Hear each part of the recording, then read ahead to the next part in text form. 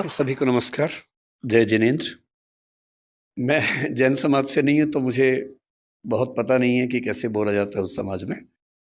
जब आपने शुरुआत की मंत्र की तो मैं खड़ा तो हो गया सबके साथ।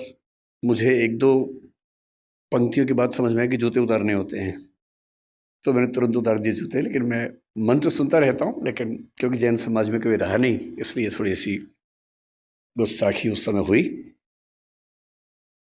जैन धर्म मेरी रुचि का विषय है, और जब मैंने यूपीएससी का अपना लास्ट अटेम्प्ट दिया तो क्योंकि फिलॉसफी मेरा विषय था यूपीएससी में, तो उसमें एक स्वाभाविक सा सवाल ये होता है कि आपको कौन सी फिलॉसफी सबसे ज़्यादा पसंद है।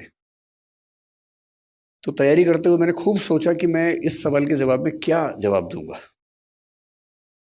वेस्टर्न फिलॉसफी में कई फिलोसफर्स मुझे प्रिय रहे। कांट एक बड़ा अच्छा फिलोसफर है, तो मैंने सोचा कि मैं उसका नाम बोल दूंगा हमेशा आराम से। पर फिर सोचा कि अगर पूछेंगे कि इंडियन फिलॉसफी में क्या सबसे ज़्यादा पसंद है, तो मैंने सारी फिलोसफी ध्यान से देखा कि जिस पर मैं तसल्ली के साथ, कन्विक्शन के साथ बात कर सकूं। और अंत में मैंने उत्तर तैयार किया कि पूछेंगे तो बोलूंगा जैन दर्शन। और ये मैं इसलिए नहीं कह रहा कि आज मैं जैन समाज के बीच में हूं, ये मेरा बड़ा ऑब्जेक्टिव आंसर था। ये अलग बात है कि वहां सवाल पूछा ही नहीं गया तो बात हुई ही नहीं, लेकिन लेकिन लेकिन मेरे पास उस तैयारी के दौरान कई सवालों के जवाब आए कि मैंने ये क्यों ऐसा सोचा, मैंने ऐसा क्यों कहने की कोशिश की। मैं उस पर आऊँगा थोड़ी देर में, लेकिन उससे पहले मैं धन्यवाद करना चाहूँगा जीतो समूह को, जीतो फैमिली को। और जैसा मुझे बार बार कहा जा रहा है कि पहली बार आपका हॉल भरा है, शायद आपको लग रहा है कि मेरी वजह से भरा है। मुझे लगता है हॉल इतना अच्छा है कि इसके लालच में ही सब लोग आए होंगे, जो भी वजह रही हो। तो शुक्रिया कि आपने इतना सम्मान मुझे दिया, मुझे बुलाया। किस टॉपिक पर बात करनी है इसमें दुविधा थी। मैं क्योंकि अध्यापक हूँ, मेरा रोजगार ही बोलना है, बोलता ही हूँ। और अक्सर जो मैं क्लास लेता हूँ वो करीब 7 से 8 घंटे की होती है, उसमें कोई ब्रेक भी नहीं होता है। तो जब उन्होंने कहा कि सर 1 घंटा बोलना होगा, पानी वानी पी लीजिए, तो मैं उन्हें कहना चाह रहा था कि 1 घंटा तो हमारे ट्राई बॉल खेलने की तरह है।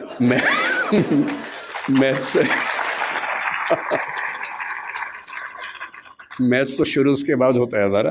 तो मेरी चुनौती ये नहीं होती कि मैं 1 घंटा क्या बोलूं, चुनौती ये होती है कि 1 घंटे में कैसे ख़त्म करूं। और दूसरा, हम लोग इतना फोकस्ड हैं अपने पढ़ने पढ़ाने के प्रोसेस में कि जब मुझसे कोई कहते हैं कि आप किसी भी विषय में बोल दीजिए, तो मैं कुछ भी नहीं सोच पाता हूँ कि मैं क्या बोलूँ। तो मैंने इनसे बहुत निवेदन किया उस दिन। मैंने कहा आप मुझे कोई टॉपिक दे दीजिए, कुछ भी दे दीजिए, जो टॉपिक आपका मन करे, किसी विषय का दे दीजिए, पर दे दीजिए मुझे कोई टॉपिक। तो बोले सर आप क्या क्या बोल सकते हैं। मैंने कहा आप बताइए ना। मैंने कहा आप जैनिज्म पर बात करना चाहें तो मैं जैन फिलोसफी पर आपसे 2-3-4 घंटे बात कर सकता हूँ, क्योंकि वो मेरा बड़ा प्रिय विषय है। स्याद्वाद पर, अनेकांतवाद पर, मैं पंचव्रत पर, महाव्रत पर, अणुव्रत पर, जिस पर आप बात करना चाहें, इनमें से किसी भी विषय पर आप 2 घंटे बुलवा लीजिए, बोल दूंगा। पर्यूषण मेरा बहुत प्रिय विषय है, जिसको मैंने क्षमा वाणी के बारे में मैंने 10 साल पहले कहीं लिखा था फेसबुक पे, तब मैं फेसबुक पे एक्टिव था, तो नहीं हूँ, कि अगर मुझे दुनिया के सारे धर्मों को मिला के एक धर्म बनाने का मौका मिल जाए कभी, तो मैं जैन धर्म की एक चीज जरूर उसमें शामिल करूंगा, और वो है उसका क्षमा वाणी पर्व। और वो इसलिए करूंगा कि बात आज की नहीं है, बात किसी भी दौर की है, आज की ज्यादा है।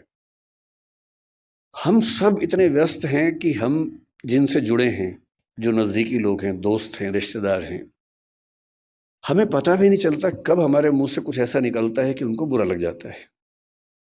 ये भी हो सकता है कि हमारी नीयत एकदम ठीक रही हो, हमने सोच समझ के ना ही बोला हो, पर किसी खास कॉन्टेक्स्ट में किसी खास व्यक्ति ने मेरी किस बात को किस रूप में लिया, ये तो मुझे नहीं पता।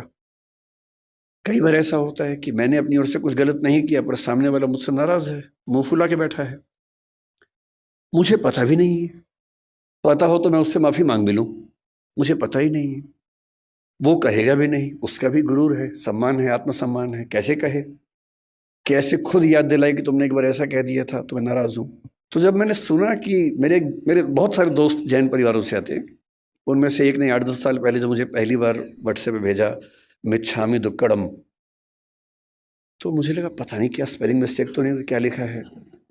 और उसके आगे लिखा उसने कि यदि पिछले 1 साल में मुझसे कोई भूल हुई हो, त्रुटि हुई हो तो मैं उसके लिए माफ़ी चाहता हूँ।